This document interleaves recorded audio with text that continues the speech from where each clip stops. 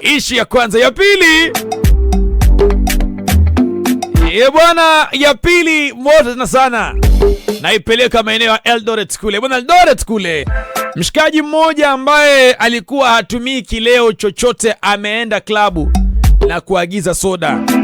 Alivyoagiza soda, ikatokea bwana akapigwa kihobela hobela.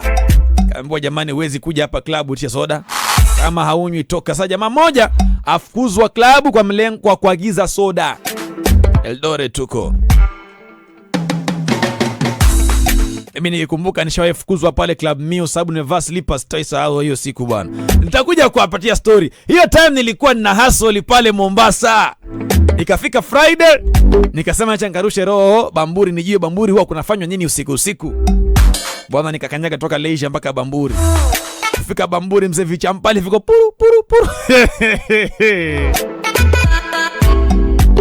Niko na mwanangu Masha. Sitasahau hiyo siku.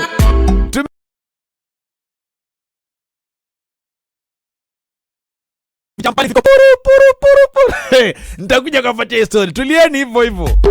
Lakini Eldoret ni kwamba jamaa fulani Eldoret amefukuzwa kwenye klabu baada ya kuagiza soda. Naambiwa hapa ni kwa watu ambao wanataka vileo. Wewe na soda huko.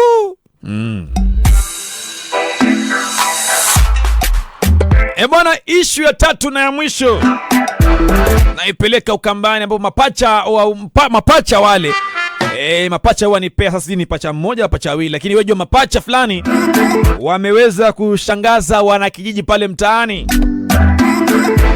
baada ya pacha mmoja kwenda mafundisho ya upasta na mwingine kuzamia mafundisho ya uganga. Yaani hawa ni ndugu pacha hawa.